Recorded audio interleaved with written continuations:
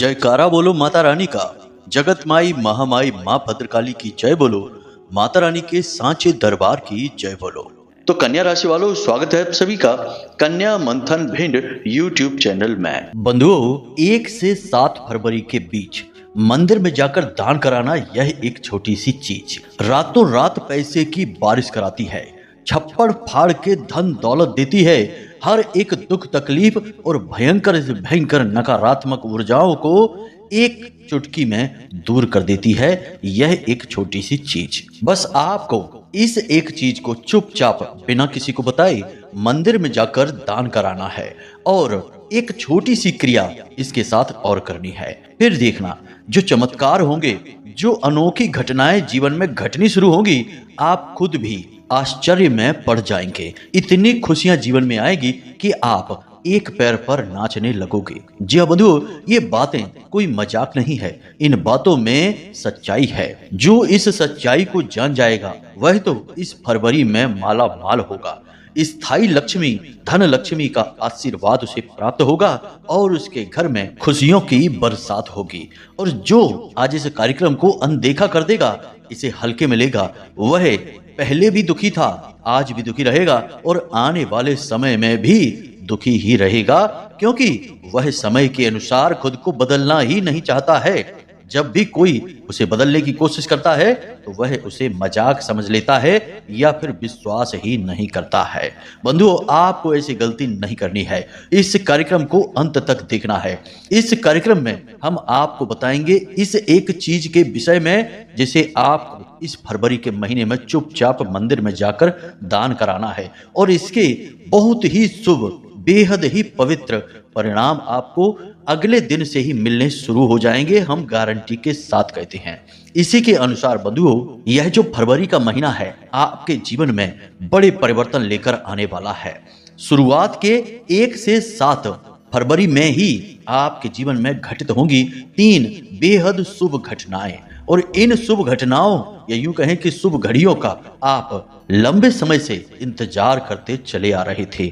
जिन चीजों के लिए आप अब तक परेशान थे वे चीजें आपकी हो जाएंगी। परंतु बंधुओं, याद रखना कि यह फरवरी का महीना राहु का महीना है, तो कुछ नकारात्मक तो अवश्य होगा ही। और वैसे भी प्रकृति का नियम है कि दिन है तो रात है, सफेद है तो काला है। तो इसी प्रकार 3 शुभ घटनाओं के साथ साथ एक अनहोनी नकारात्मक घटना भी फरवरी के शुरुआत में ही घटित होने वाली है। आपको इस अनहोनी घटना के बारे में जानना बेहद आवश्यक है। यदि आप इसे जान जाएंगे तो कुछ जरूरी सावधानियां बरतते हुए आप इस अनहोनी नकारात्मक घटना को टाल भी सकते हैं, इससे बच भी सकते हैं, वरना यह आपके जीवन को पूरी तरह से तहस नहस कर देगी। जितना दुख अब तक आपको मिला होगा उससे 1000 गुना ज्यादा दुख आपको इस एक घटना से मिलने वाला है। जी हाँ बंधुओं, कौन सी है यह घटना, हम आगे आपको सब कुछ विस्तार से बताएंगे। कहने का मतलब यह है कि आज का यह जो ज्योतिष कार्यक्रम है, यह पूरे फरवरी के महीने की रिपोर्ट है जो आपको मिलने वाली है और इस रिपोर्ट के आधार पर आप अपने फरवरी के महीने से वह सब कुछ हासिल कर सकते हैं जो अब तक आपको मिल नहीं पाया है। जी हाँ बंधुओं, बहुत ही ज्ञानवर्धक और बेहद ही सटीक ज्योतिषीय गणनाओं पर आधारित है आज का यह कार्यक्रम।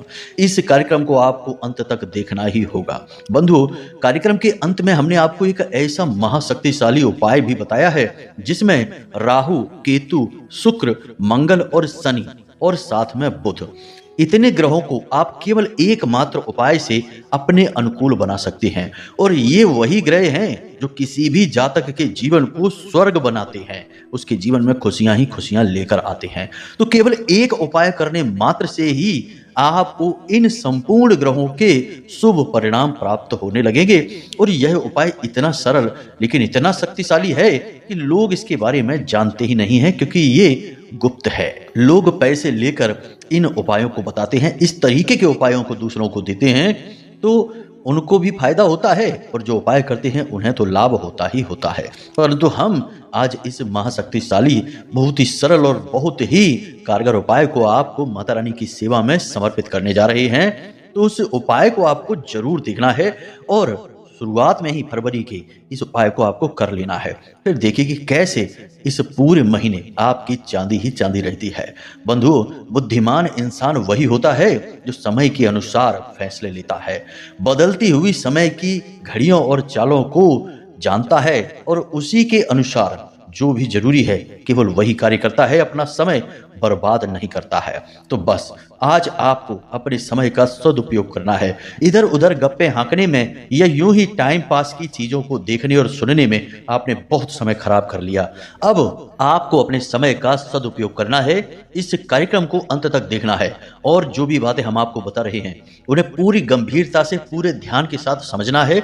जरूरत पड़े तो कॉपी और पेन लेकर बैठिए और चीजों को नोट करते चलिए। हम जो भी बातें बताते हैं वे बेहद सटीक और शास्त्रीय पद्धतियों पर आधारित होती हैं। तो कहीं उनमें आपने भूल चूक कर दी और कोई जरूरी जानकारी आपके हाथों से निकल गई तो यह आपका बड़ा नुकसान होगा। आने वाला शुभ समय से आप चूक जाएंगे। तो ऐसी भूल न करें, पूरे ध्यान के साथ कार्यक्रम में बने रहें और जरूरी चीजों को नोट करते चलें। तो चलिए बंधु, उम्मीद करते हैं कि आप हमारी बातों को, भावनाओं को समझ रहे हैं।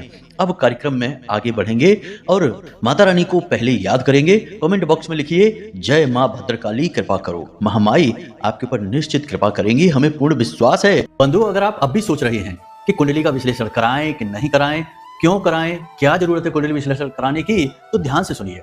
आप इस समय 3 तरीके की स्थितियों में फंसे हुए हैं। एक स्थिति तो यह है कि आपके ऊपर बहुत कर्जा है, व्यापार चल नहीं रहा है, घर में भी क्लेश रहता है, रिश्ते नातों में भी उथल पुथल मची हुई है। तो अब इस स्थिति में आप कैसे फंसे? कोई ना कोई ग्रह था जिसने परेशान किया, तो इससे बाहर निकलने का मार्ग क्या है? कुंडली में छुपा हुआ है, इसलिए कराइए। दूसरा कि आप कुछ जीवन में करना चाहते हैं, निर्णय ले नहीं पा रहे हैं, समझ में आ नहीं रहा है कि क्या करें क्या ना करें, तो इस स्थिति में श्रेष्ठ मार्गदर्शन कौन करेगा? आपके ग्रह, आपकी कुंडली। तीसरा कि आपकी जिंदगी में आपने सब कुछ हासिल कर लिया है, कामयाबी भी हासिल कर ली है, रिश्ते नातों में भी सुख शांति है, परंतु आपके मन में एक बेचैनी है क्योंकि अब तक शायद आपने वह हासिल नहीं कर पाया जिसके लिए आपका जन्म इस धरती पर हुआ था। यानी कि अपने सही उद्देश्य को आप अब तक हासिल नहीं कर पाए हैं। तो वह उद्देश्य क्या है, क्यों आप इस धरती में, इस संसार में आए हैं, उस उद्देश्य को जानना है। इसको जानने के लिए आपको कुंडली दिखानी है। तो आपके जीवन में जो भी परिस्थितियां हैं, इन परिस्थितियों के सही कारण और उनके निवारण को केवल आपकी कुंडली बता सकती है, इसलिए आपको कुंडली दिखानी है।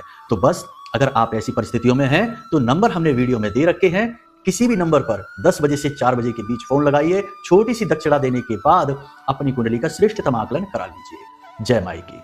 इसी के साथ साथ बंधुओं, गुप्त नवरात्रि का पर्व प्रारंभ हो चुका है।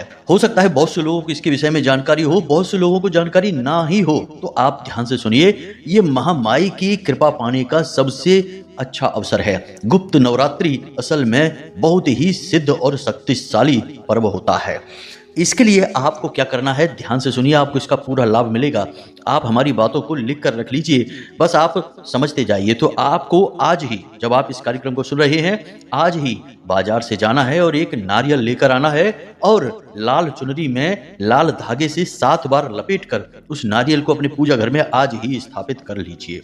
बेशक चाहे जितने भी दिन निकल गए हों नवरात्रि के, कोई चिंता की बात नहीं है। जितने भी दिन बचे हैं उन दिनों में महामाई की कृपा आपको प्राप्त हो जाएगी। जब आप नारियल को पूजा घर में स्थापित करें तो मन में ऐसा भाव रखें कि आप महामाई मां भद्रकाली को पूजा घर में स्थापित कर रही हैं। जी हाँ बंधुओं, इसी भाव के साथ इस नारियल को आज ही इसी वक्त बाजार से लाकर अपने पूजा घर में स्थापित कर लीजिए और प्रतिदिन महामाई मां भद्रकाली का स्वरूप मानकर इसका पूजन करिए। एक दीपक जलाइए गाय के घी का और लाल सिंदूर से इसका टीका करिए। इसे महामाई का प्रतीक मानिए। नवरात्रि समाप्त होने के बाद क्या करना है इस नारियल के साथ में, वह हम आपको आगे बताएंगे, परंतु अभी इस कार्य को जरूर कर लीजिए।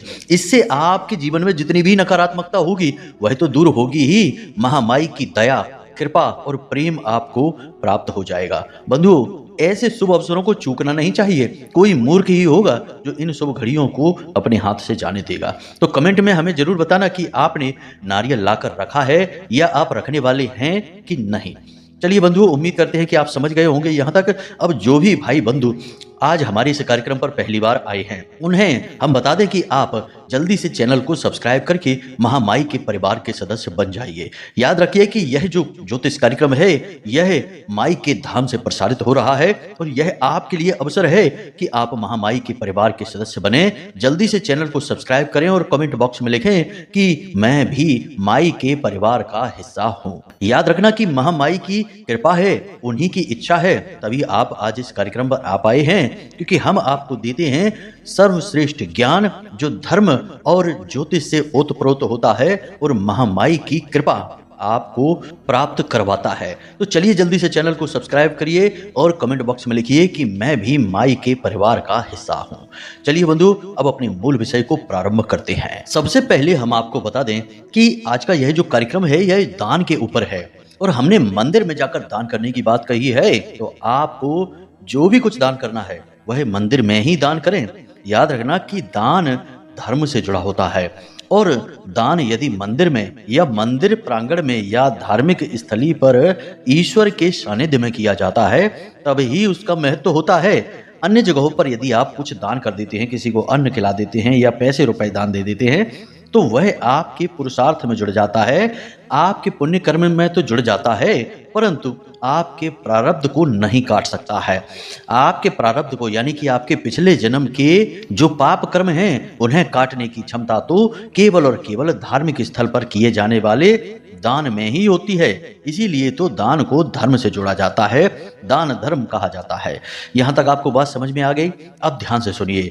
जो भी ग्रह आपके अनुकूल होते हैं, ज्योतिष ऐसा कहता है कि उन ग्रहों से संबंधित चीजों को हम कभी दान नहीं करते हैं, लेकिन यदि हम उन ग्रहों से जुड़ी हुई चीजों को मंदिर में जाकर दान कर दें तो वे ग्रह अति प्रसन्न हो जाते हैं।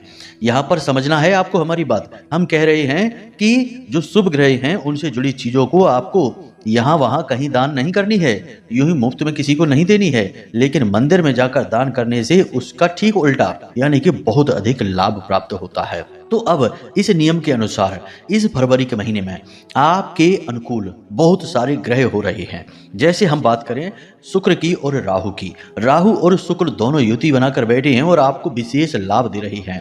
तो स्थिति यह बन रही है कि यदि आपने राहु और शुक्र से जुड़ी हुई चीजें किसी को भी गलती से भी यूं ही उपयोग के लिए दे दी या दान कर दी मंदिर से बाहर, तो आपके ये दोनों जो शुभ ग्रह हैं ये तुरंत प्रतिकूल हो जाएंगे और आपको नुकसान पहुंचाना शुरू कर देंगे। बहुत सारे इनके नुकसान हैं, बहुत सारी बातें हैं, उनमें हम नहीं जाएंगे वरना कार्यक्रम बहुत लंबा हो जाएगा। फिलहाल आप ये समझिए कि इन दोनों से जुड़ी चीजें आपको दान नहीं करनी है। अब क्या है वे चीजें, ध्यान से सुनिए जल्दी जल्दी से। सफेद रंग की कोई भी चीज यानी कोई वस्त्र, कोई खाने की चीज, परफ्यूम या आपके पहने जाने वाले कपड़े या प्रयोग की जाने वाली कोई भी चीज सफेद रंग की यदि है वह शुक्र का सूचक है। सफेद रंग के खाने पीने की चीजें जैसे कि चावल है, आटा है, शक्कर है, नमक है या धर्म कर्म से जुड़ी चीजें जैसे कि कोई मूर्ति है, कोई तस्वीर है या कोई धार्मिक किताब है, इन चीजों को आपको किसी को भी ना तो यूं ही प्रयोग के लिए देनी है और ना ही दान में देनी है। इसे ध्यान रखना। राहु से जुड़ी चीजें कौन सी हैं, जरा इसको समझ लो। ये बहुत बड़ी गलती लोग करते हैं अक्सर। इसमें राहु से जुड़ी चीजें हैं आपकी घड़ी, आपका कैलेंडर, आपका मोबाइल और इलेक्ट्रॉनिक सामान, साथ ही आपके ऑफिस या घर में चलने वाले जो भी इलेक्ट्रॉनिक उपकरण हैं ये सभी राहु के सूचक हैं। काले रंग की कोई भी वस्तु, नीले रंग की कोई भी वस्तु, कोई भी वस्त्र, ये राहु के सूचक हैं। शनि के भी सूचक होते हैं लेकिन राहु के भी होते हैं। याद रखना कि शनि और राहु मित्र ही हैं, अलग अलग नहीं हैं। तो एक जैसा स्वभाव, एक जैसी प्रवृत्ति और एक जैसी क्रूरता होने के कारण बहुत सारी चीजें शनि को और राहु को दोनों को एक साथ समर्पित हो जाती हैं। इसलिए यहाँ पर भ्रमित होने की आवश्यकता नहीं है।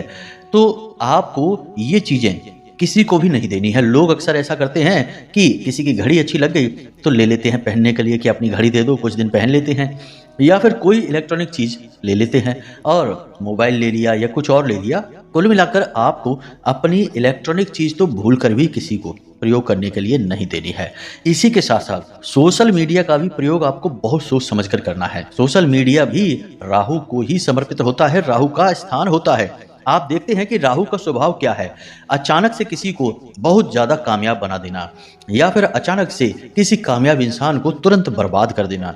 और आप देखते हैं कि सोशल मीडिया पर भी यही हो रहा है कि अचानक से कोई रातों रात बहुत मशहूर हो जाता है, लाखों करोड़ों में खेलने लगता है। और कभी कभी ठीक इसका उल्टा भी होता है कि बहुत कामयाब कोई इंसान है, अचानक से बर्बाद हो जाता है सोशल मीडिया की ताकत से, क्योंकि यह राहु का सबसे शुद्ध स्वरूप आज के समय में बन चुका है। जी हाँ बंधु, याद रखना कि राहु दिमाग से खेलने वाला ग्रह है, उसके पास दिमाग ही है, शरीर तो है ही नहीं। और सोशल मीडिया भी आपके दिमाग पर ही हावी रहती है। तो आपको सोशल मीडिया से इस पूरे फरवरी के महीने में दूर रहना है, यानी कि जो भी सोशल मीडिया की चीजें हैं उन पर समय बहुत ही कम बिताना है। केवल समय अपना मूड फ्रेश करने के लिए बिताना है। जरूरत से ज्यादा समय आप बिताएंगे, आपका राहु खराब हो जाएगा। जी हाँ बंधु, इसी के साथ साथ अपनी व्यक्तिगत फोटो, अपने परिवार की हंसती मुस्कुराती या किसी विशेष अवसर की तस्वीरें और फोटोओं को आपको सोशल मीडिया पर इस महीने में अपलोड नहीं करनी है। ऐसा करते ही तुरंत आपका राहु नकारात्मक होने लगेगा, एक्टिव होने लगेगा। कई बार आपने यह बात नोटिस की होगी, नहीं की है तो हम आपको बता देते हैं, एक प्रयोग करके आप देख लीजिए कि यदि आप वैवाहिक बंधन में बंधे हैं तो पति पत्नी एक साथ हंसते मुस्कुराते की एक फोटो खींचिए और उसे किसी भी सोशल मीडिया पर अपलोड कर दीजिए और इंतजार करिए। 24 घंटे बीत नहीं पाएंगे, आप दोनों के बीच किसी बात को लेकर विवाद या झगड़ा हो जाएगा। कभी कभी बात छोटी मोटी, लेकिन कभी कभी बात बहुत अधिक बिगड़ जाएगी। बहुत सारे परिवार इसी चक्कर में टूट गए कि वे अपनी हर छोटी मोटी बात को सोशल मीडिया पर अपलोड करने लगे और उनका राहु एक्टिव हो गया तो पता चला कि भयंकर दुर्घटना हो गई या कोई बीमारी आ गई, या फिर इन दोनों में किसी बात को लेकर मनमुटाव और इतना क्लेश बढ़ गया कि बात अलगाव तक की आ गई, यानी अलग अलग रहने तक की आ गई, प्रेम ही समाप्त हो गया। राहु बहुत जल्दी एक्टिव होता है ऐसी स्थिति में। तो आपको क्या करना है, पर्सनल फोटो, तस्वीर, वीडियो जो आपके परिवार के और आपके साथ में हैं, इनको सोशल मीडिया पर नहीं डालना है। दूसरा, सोशल मीडिया पर ज्यादा समय खराब नहीं करना है, घड़ी देखकर चलना है। ज्यादा से ज्यादा 10-15 मिनट या आधा घंटा सोशल मीडिया पर देना है पूरे दिन का। इसी के साथ साथ बंधुओं, हम आपको एक बहुत ही शक्तिशाली उपाय, छोटा सा है लेकिन बहुत शक्तिशाली है, नुस्खा है, इसे हम आपको बता देते हैं। यह आपके घर की और आपके जीवन की संपूर्ण नकारात्मकता को मिटा डालेगा। अगले ही दिन से आपको इस उपाय का प्रभाव देखने को मिलेगा। तो ध्यान से सुनिए क्या करना है। आपके नजदीक जो भी मंदिर है, चाहे भोले बाबा का मंदिर हो, चाहे हनुमान जी का मंदिर हो, जो भी मंदिर है जिसमें आप जाते हैं, पूजा पाठ करते हैं, तो आपको रात्रि के समय उस मंदिर में जाना है, यानी कि लगभग 9 बजे के आसपास, बहुत अधिक रात ना हो, 9 बजे के आसपास आपको उस मंदिर में जाना है। और उस मंदिर के जो हवन वेदी होती है, यदि कच्ची हवन वेदी है तो अति उत्तम है कि उस हवन वेदी के अंदर से थोड़ी सी मिट्टी, ध्यान से सुनना, थोड़ी सी मिट्टी आपको निकाल लेनी है। यदि हवन वेदी कच्ची नहीं है तो कोई बात नहीं है, मंदिर के मुख्य दरवाजे की जो मिट्टी है, थोड़ी सी मिट्टी वहां से आप ले लेना। जरूरी नहीं कि बहुत ज्यादा मिट्टी हो, बिल्कुल जरा सी, एक मुट्ठी भी चलेगी, आधी मुट्ठी भी मिट्टी चलेगी। ये मिट्टी आपको ले लेनी है और इस मिट्टी को अपने घर लेकर आ जाना है। और कहीं से गाय का गोबर और मूत्र मिल जाए तो आपको इस मिट्टी में मिला देना है। गाय का गोबर और गोमूत्र इस मिट्टी में मिला लेना है और इसे अपने घर के मुख्य दरवाजे के ठीक सामने लीपन कर देना है। जी हाँ बंधुओं, इसका लेप बनाकर लगा देना है मुख्य दरवाजे के सामने, बहुत दूर नहीं, ठीक अपनी देहरी के बगल से। और यह कार्य आप शुक्रवार के दिन करेंगे। तो आपको क्या करना है, पूरी विधि इसकी समझ लीजिए। बहुत ही शक्तिशाली उपाय है, इसके चमत्कार बहुत हमने देखे हैं, रातों रात जीवन बदलते देखा है। बहुत सारे ग्रहों की और दैवी शक्तियों की ऊर्जाएं आकर्षित होंगी आपकी ओर। तो मानकर चलिए कि आप गुरुवार की रात्रि को मंदिर से मिट्टी लाए हैं, गाय का गोबर और गोमूत्र आपने इकट्ठा करके सारा का सारा सामान बनाकर तैयार करके रख लिया है। अब आपको शुक्रवार के दिन सुबह सूर्योदय होने से पहले अपने घर के मुख्य दरवाजे का लीपन कर लेना है। लीपन करने के बाद आपको आटे से एक चौक बना देना है। चौक बनाने के बाद आपको उस चौक के ऊपर गाय के घी का एक दीपक जला देना है। यह क्रिया करने से पहले अपने मुख्य दरवाजे का जल से सिंचन अवश्य कर लें, यह बहुत जरूरी है। इतनी सी क्रिया आप कर लें, इससे कोई भी नकारात्मकता हो, कैसी भी नकारात्मकता हो, आपके घर से दूर हो जाएगी। लेकिन सबसे बड़ी बात कि मंदिर की मिट्टी और गाय का गोबर और मूत्र लगा है तो यह बहुत ही पवित्र ऊर्जा को आपके घर में लेकर आएगा। जिस भी देवी देवता के मंदिर से यह मिट्टी आई है वे देवी देवता साक्षात या फिर अपने कोई वीर आपके घर भेजेंगे। आप देखेंगे कि जैसे ही आपने यह क्रिया की है, उसी दिन से यानी कि शुक्रवार के ही दिन से आपके जीवन में चमत्कारी घटनाएं घटनी शुरू हो जाएंगी। कहने का मतलब कि जो आपके सामने परेशानियां हैं, जिनका समाधान आप ढूंढ नहीं पा रहे हैं, वे समाधान आपको अचानक समझ में आने लगेंगे। रास्ते की अड़चने, विवाद, परेशानियां सुलझने लगेंगी। अब आप समझिए कि भगवान कभी साक्षात आपके सामने प्रकट होकर आपकी समस्या का समाधान नहीं करेंगे, ना ही आपको कहीं धन दौलत पड़ी मिल जाएगी। कहने का मतलब यह है कि सब कुछ करना आपको ही है, परंतु आपका दिमाग इतना तेज हो जाएगा, आपकी परिस्थितियां अचानक से बदल जाएंगी कि आप जो भी काम करेंगे उसमें आपको तुरंत कामयाबी मिलनी शुरू हो जाएगी। आपके प्रयास सिद्ध होने लगेंगे, जिससे आपकी दिन दूनी रात चौगुनी तरक्की होने लगेगी। तो ये क्रिया आप जरूर कर लेना इस फरवरी के महीने में शुरुआत में ही। अब एक छोटा सा कार्य और, क्योंकि घर की नकारात्मकता तो है ही, आपके खुद के ऊपर भी किसी न किसी प्रकार की नकारात्मक ऊर्जा बनी ही रहती है। याद रखना कि आज का जो समय है, दौर है, यह पूर्ण रूप से नकारात्मक ऊर्जाओं से भरा हुआ है। हर तरफ आप देखते हैं कि लोगों की विचारधारा कितनी विकृत हो चुकी है। मानसिक रोगी जैसे व्यवहार करते हैं लोग, केवल अपना मतलब सीधा करते हैं और बाद में लोग छोड़ देते हैं। हर रिश्ते नाते के साथ यही व्यवहार हो रहा है। कोई किसी को कुछ समझ ही नहीं रहा है, केवल अपनी जरूरतों के लिए लोग जी रहे हैं। इंसानियत और धर्म जैसी बातें तो लोग अब मजाक में लेते हैं। तो कहने का मतलब यह है कि जहां इतनी नकारात्मकता है, तो वहां आप अपने आप को कैसे इस नकारात्मक ऊर्जा से बचाएंगे? इसका एक बड़ा ही सरल और बहुत ही शक्तिशाली समाधान है। जैसे कि कोई रोग हमारे शरीर में जब प्रवेश करता है, तो हमारी रोग प्रतिरोधक क्षमता, इम्यूनिटी हमारी होती है, वह रोगों से लड़ती है और उन रोगों को भगा देती है। कभी कभी हमारी जब रोग प्रतिरोधक क्षमता कमजोर पड़ जाती है, तो हम बीमार हो जाते हैं, फिर हमें दवाइयों की जरूरत पड़ती है। ठीक इसी प्रकार नकारात्मक ऊर्जा जब हमारी ओर आती है, तो हमारे पास खुद का प्रतिरक्षा कवच है, जिसे हम अपना ऑरा या अपना ऊर्जा शरीर कहते हैं। हमारा अपना खुद का एक ऊर्जा स्वरूप होता है, जो हमारे शरीर के आसपास होता है और हमारे शरीर को घेर कर रखता है। यह ऊर्जा शरीर बहुत शक्तिशाली होता है, हर प्रकार की नकारात्मकता को यह दूर भगा देता है। लेकिन हमारी खुद की गलतियों से ही यह ऊर्जा शरीर हमारा खराब होने लगता है। जैसे कि हम झूठ बोलते हैं, उल्टे सीधे कार्य करते हैं, अनैतिक गलत कार्य करते हैं, या फिर हम जुआ, शराब, वेश्यावृत्ति और व्यसन आदि में डूबने लगते हैं, तो हमारा ऊर्जा शरीर सिकुड़ने लगता है। फिर हम नकारात्मकता में डूबते चले जाते हैं। तो आपको इस ऊर्जा शरीर को बलवान बनाना है। तो सबसे पहले तो जो आदतें गलत लगती हैं आपको, उन्हें तुरंत छोड़ दीजिए। किसी ने आपको जबरदस्ती तो इन आदतों में डाल नहीं रखा है, आपका अपना निर्णय ही तो है। जब तक जरूरत ना हो, बहुत स्थिति विकट ना हो, झूठ ना बोलें, किसी के हिस्से दबाने की कोशिश ना करें, किसी के साथ गलत व्यवहार ना करें, अपनी वाणी को बहुत मीठा रखें। इसी के साथ साथ आपको एक कार्य करना है। प्रतिदिन जब आप सोकर जागे, तो स्नान आदि करने के बाद, या नहीं स्नान करना है तो बिस्तर पर ही आंखें बंद करके कम से कम 15 से 20 मिनट के लिए बिल्कुल मौन अवस्था में बैठे रहें। जैसे ध्यान में योगी बैठते हैं, ऐसे ही आपको आंखें बंद करके बैठ जाना है सुखासन में। और जब आप ध्यान की मुद्रा में बैठें, तो उस समय अपना दिमाग बिल्कुल भी ना चलाएं।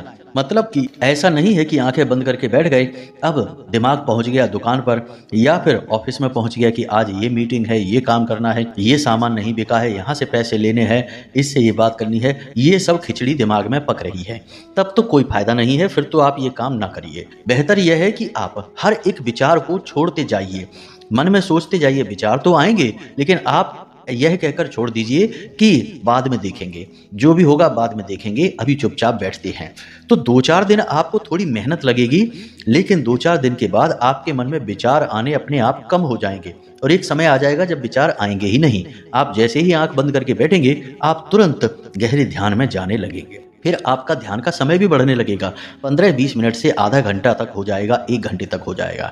जैसे ही आप आधे घंटे के ध्यान तक पहुंचेंगे, 5-6-7 दिन के अभ्यास से ही आप एक नई ऊर्जा का संचार अपने अंदर महसूस करेंगे। बहुत ही गजब की शक्ति आपके अंदर प्रवाहित होने लगेगी और आपकी बात कोई काट नहीं पाएगा। आपकी आंखों में, आपके चेहरे पर इतना तेज आ जाएगा, क्योंकि आपने अपने ऊर्जा शरीर को बल दे दिया। और यही ऊर्जा शरीर आपके अंदर सकारात्मक ऊर्जा के प्रवाह को, या यूं कहें कि करंट को दौड़ा देगा और आप बहुत ही ज्यादा आत्मविश्वास से भर जाएंगे और फिर कोई भी नकारात्मक ऊर्जा आपका बाल भी बांका नहीं कर पाएगी। यह बहुत ही सरल लेकिन बहुत ही ताकतवर प्रयोग है। बाकी इधर उधर की उल्टी सीधी चीजें तो 50 तरीके की होती हैं, लेकिन वे कभी काम करती हैं कभी नहीं करती हैं। सबसे बेहतर तरीका यह है कि आप जो आपका अपना रक्षा कवच है उसी का प्रयोग करिए ना, बाद में इधर उधर की चीजों के बारे में सोचना जब उससे काम ना बने तब। यह तो बाहर की दवाई खाने जैसा है। उम्मीद करते हैं कि यहाँ तक आपको सारी बातें समझ में आई हैं। अब बात करते हैं मंदिर में जाकर दान करने वाली बात को। तो ध्यान से समझिए, आपको 4 नारियल लेने हैं और इन्हें आपको नीले धागे से लपेट लेना है। हर एक धागे की लंबाई आपकी लंबाई के बराबर होनी चाहिए और इन नारियल को आपको इस धागे से लपेटना है, यानी कि 4 नारियल को 4 धागों से लपेटेंगे। अब इसे एक थैली में रख लेना है। थैली भी नीले रंग की मिल जाए तो अति उत्तम होगा। इसके बाद आपको इस नारियल को यानी इस थैली को मंदिर में जाकर बस दान कर देना है। यूं ही पुजारी जी को दे देना है। उनको जो करना है वो उस नारियल के साथ उन नारियल के साथ करेंगे। जब आप मंदिर में इन नारियल से भरी हुई थैली को दान कर रहे हो दे रहे हो तो मन में इस मंत्र का जाप करते रहें, ओम राम राहवे नमः, ओम राम राहवे नमः। यह राहु का मंत्र है। इस मंत्र का उच्चारण करते रहें। हनुमान जी का मंदिर होगा तो अति उत्तम है। इसे दान करने के लिए किसी भी दिन विशेष की आवश्यकता नहीं है, परंतु यह रात्रि के समय आपको करना है, यानी 9 बजे 8 बजे के आसपास जब सूर्य डूब चुका होता है तब यह क्रिया आपको करनी है। इस कार्य को आप करके देखिए, आपका राहु अत्यंत अनुकूल हो जाएगा। दैवी शक्तियां आपके घर आ जाएंगी और यह फरवरी का महीना आपके जीवन में चमत्कारी फल लेकर आने वाला है। बंधुओं, जो भी क्रियाएं हमने आपको बताई हैं वे हमने कई बार लोगों पर आजमाई हैं और इनके बहुत ही पॉजिटिव रिजल्ट आए हैं, तब हम आपको बता रहे हैं। बाकी आप इस उपाय को इन क्रियाओं को एक बार करके देखिए और आपको खुद ही समझ में आ जाएगा कि ये कितने शक्तिशाली उपाय हैं और इनके क्या लाभ होते हैं। तो उम्मीद करते हैं बंधुओं कि आप इन क्रियाओं को समझ चुके हैं। इनके आधार पर आप अपने जीवन में बदलाव अवश्य लेकर आ पाएंगे। इसी के साथ साथ यदि कोई प्रश्न आपके मन में उठे या कुंडली विश्लेषण कराना हो तो वीडियो में हमने नंबर दे रखा है, इन नंबरों पर फोन करिए और सारी जानकारी प्राप्त कर लीजिए। तो चलिए बंधुओं, आज के इस कार्यक्रम को यहीं समाप्त करते हैं। हमेशा हंसते रहिए, मुस्कुराते रहिए, सकारात्मक रहिए और महामाई पर अपनी आस्था और विश्वास बनाकर रखिए, क्योंकि आपका उद्धार तो वहीं से होना है। प्रेम से बोलिए जय माई की, जय मां भद्रकाली। महामाई आपका कल्याण करेंगी। धन्यवाद।